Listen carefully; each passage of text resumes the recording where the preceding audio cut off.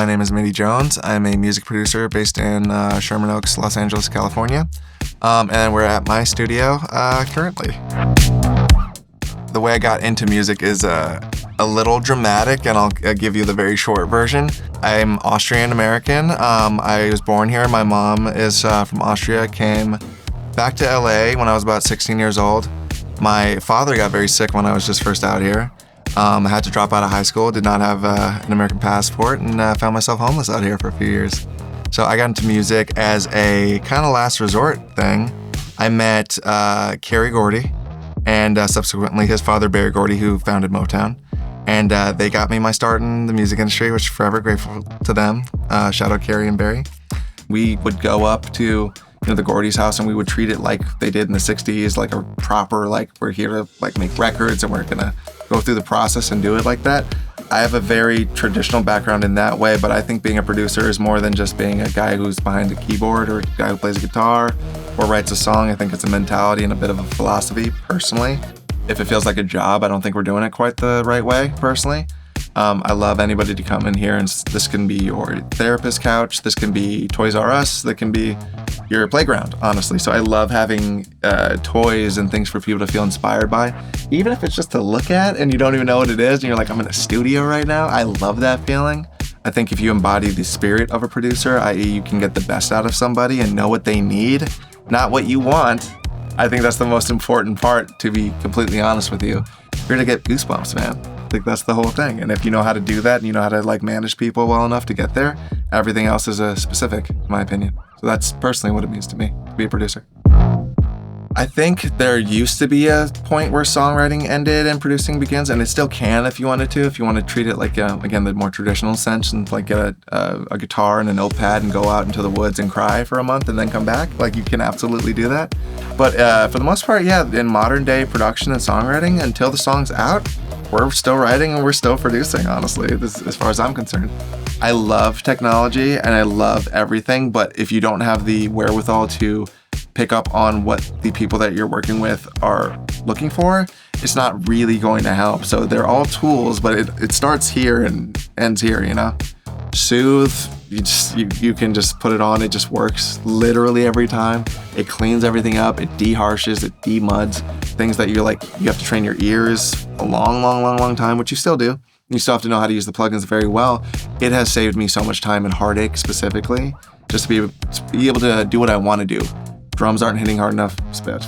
It's too muddy, soothe. I need this to be more exciting, brilliant, compressed, honestly, anything, boom. I guess one toxic trait as a producer is I try to use everything in a way that it's not advertised as. So I use spiff on vocals a ton, like very much so, in lieu of a de-esser, honestly. Any kind of T, C's, and Q's and P's I've noticed in most of my favorite records, vocals are smooth and like nice, and I want to listen to the sound of the vocal, not the sound of the and all that stuff, Spiff is so huge for that, honestly. The way that OX Sound has like changed my life personally is, for the most part, if you wanted to get a cut against Max Martin, Benny Blanco, Ryan Tedder, you had to really, really, really sit down and work hard against a team of people that worked for these mega huge producers that will usually get their demos mastered. And you had to really, really, really, try to find the time to get everything done. Very hard to find work-life balance, like for me, especially in that beginning stage. So these tools help me make music and not have to worry about getting to a point where I need to be competitive. We're competitive. We got it. Okay. This is Sweat by Hayden Henderson that we're looking at today. This is a song that we did as me, Lauren Christie, who is a dear collaborator of mine, and Hayden, the three of us on the writing and production on the song. Me and Lauren produced it. It started off in Ableton Live, and we always start with the guitar. On Hell of a Good Time, we start with the riff. On this one, we started with the bass line. So on this one, it's a very specific kind of vibe. I have a 58 reissue P-Bass back there that was running through a couple of signature pedals. And it started off with this.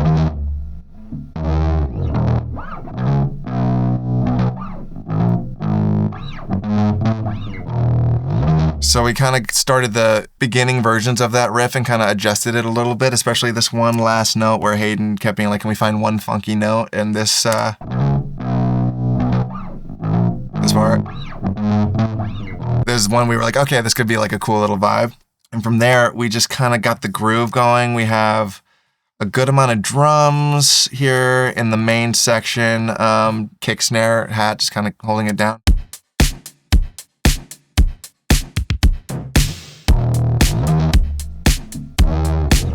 Very simple, not too crazy, just holding it down. Moog bass coming in halfway through with a couple plugins, nothing too crazy, just something to widen it up. Getting out of the way of the main bass where all the kind of like girth and fatness is kind of coming through.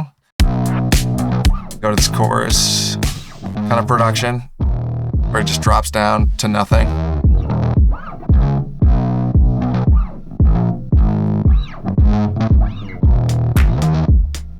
Very programmy. And the chorus, we kind of go a little crazier.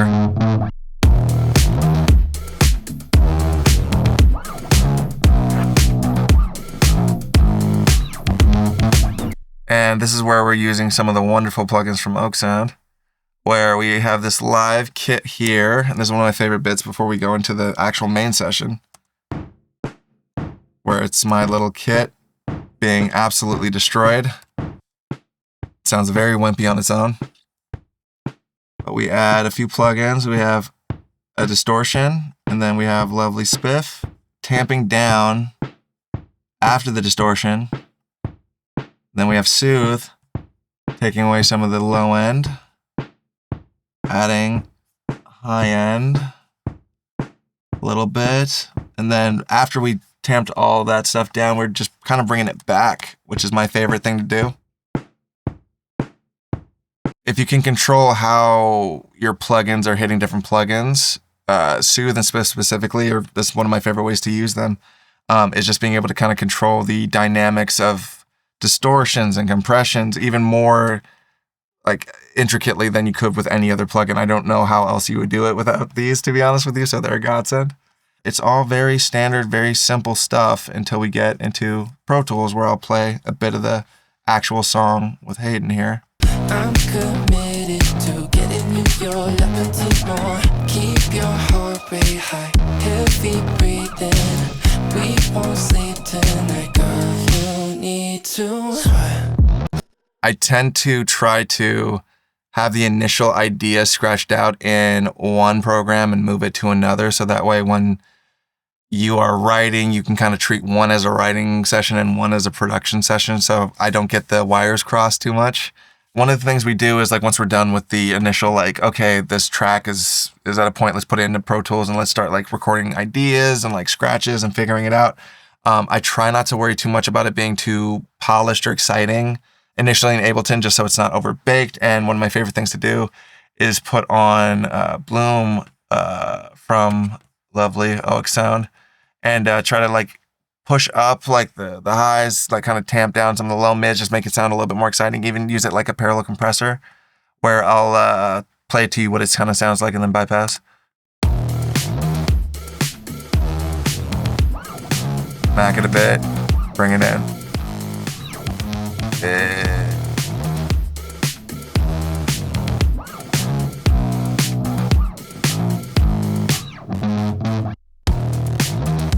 Bit more of that like excitingness, which is like, it's kind of hard to be inspired by something that you feel sounds dull. Bloom is my definite secret weapon for that one. Using Spiff as well quite a bit on this one, on my kicks especially.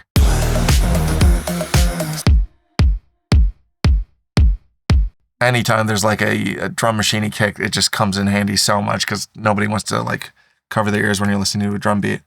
On almost every main drum part, we have a spiff just cutting the top like 3 to 5K so that the vocal can kind of still shine. I'll show you what the kicks and the snares sound like in general with the spiff. Spitty.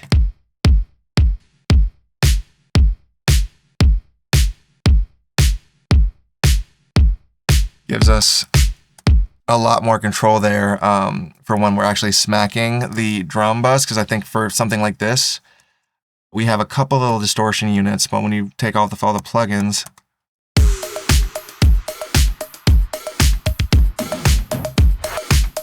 hard to be aggressive and punchy if you're dealing with a lot of frequencies that would be considered harsh or painful in the moment. So it really, really, really helps make sure that you can focus on what's important, the song and the idea of where the vocal's cutting through, and not like, oh my God, my ears hurt. I'll go to the bass line now, which we're using quite a bit of, like, I guess, saturation as opposed to what we were doing in the demo.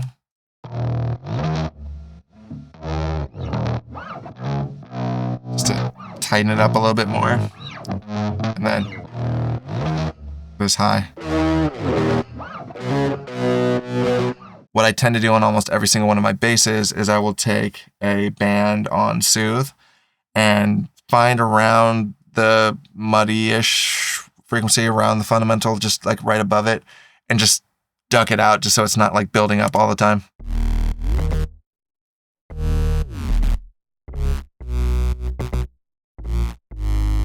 I will also sidechain the kick to the bass with Soothe, which is, if you're not doing that, I don't really know what you're doing, to be honest with you. It's one of the best features of Soothe, in my opinion, as far as just like making space for everything. The sidechain features in general, highly recommend if you're having a hard time carving out any kind of clarity within your vocals. Put Soothe on your main musical instruments or even drums, sidechain it to your lead vocal, and just immediately watch it open up. We have a nice little bloom here. Back on. Helps really just tame the harsh shit, boost up the stuff that's nice, get rid of the mud, stay out of the way. Accenting Hayden's main melody here.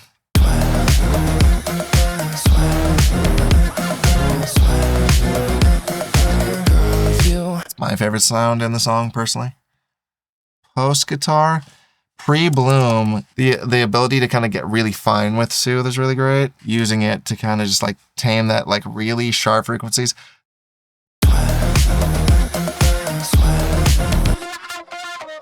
Solo it and really put it in delta mode and really just find out where it kind of hurts the ears a little bit. And I'll put on headphones for this sometimes. Just really kind of dial it in. Yeah. The 3 to 5K stuff that we all have a hard time with.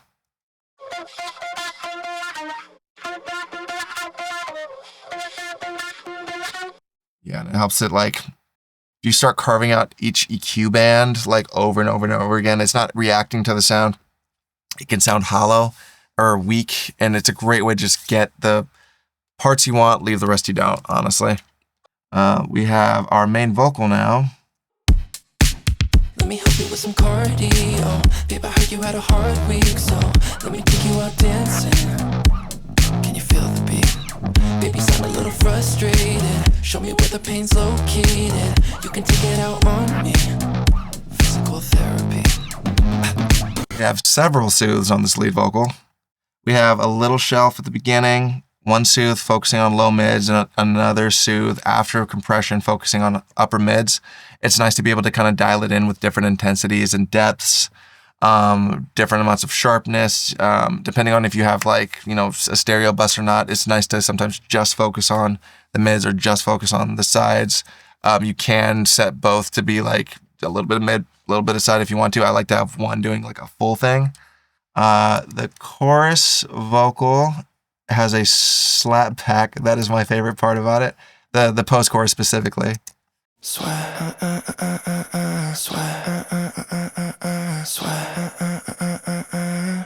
Could not get the slapbacky sweat to cut through without spiff.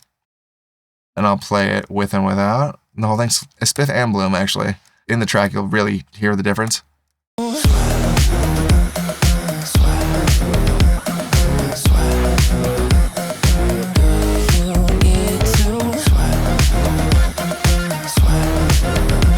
It's just the difference between actually hearing it and it being present and cutting through and having like a hint of it. And, you know, I love LaCroix, but I want the full flavor. Started off with a spiff to kind of jack up the top end. Only at the top end. High passing from underneath. Because I don't really want to boost the low mids. I want to hear the S's and the breath, really. I want the idea is that he's supposed to be whispering sweat in your ears. I'll play the sweat post by itself just so you can hear it as well. Sweat.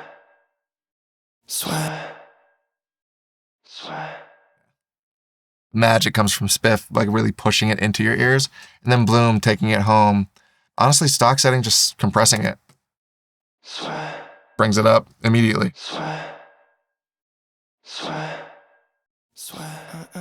I'm not personally a mixing engineer. Do my best, but luckily I know the good friend Ross who hooked it up on this one.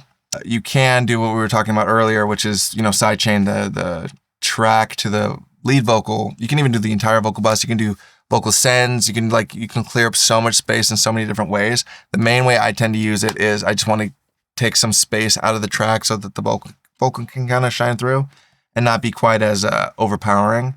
And very easy, just like set up a sidechain input.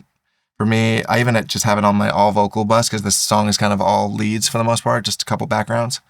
I just want nothing to kind of get lost there. Turn on the sidechain input. It's very quick and easy with Soothe. Turn the depth down. Let me help you with some cardio. The sharpness. You had a hard week, so let me take you out dancing. This is where Delta mode really comes in handy because I'll try to hear where the vocal really goes away and then take Delta mode out, and by the end of that, it's pretty foolproof. Let's see if we can get to the vocal. Feel the beat. Baby, sound a little frustrated. Show me where the pain's located. You can take it out on me. Physical therapy. Yeah, once I start hearing that, just turn off sidechain. Feel the beat. Baby, sound a little frustrated. Show me where the pain's located. You can take it out on me. Physical therapy. Hope you're hydrated. You might need it. I'm committed to getting you your Le Petit More.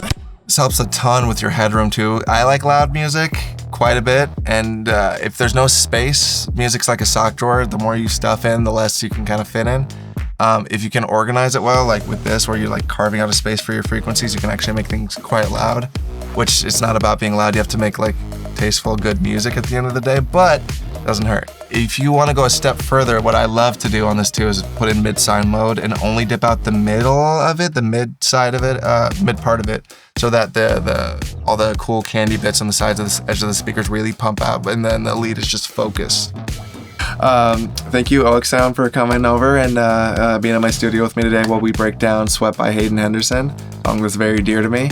I'm Mitty Jones. This is my studio. Check out some of the music that we do. Thanks so much. Said Ross is using the same song tomorrow. Yeah. I'm interested to see that. That'd be cool. I printed stems for Ross out of Pro Tools, so I'm curious. I never saw Ross's mix session, which I was I have no idea. That's gonna be awesome to see. Yeah. No, that's part 2. Yeah, I know. Ross took it to a different level, honestly. It was ridiculous. This was cool, and it was a vibe, and then I was oh, this is a little smashy smash, cool fire. Yeah. Ross is good at that.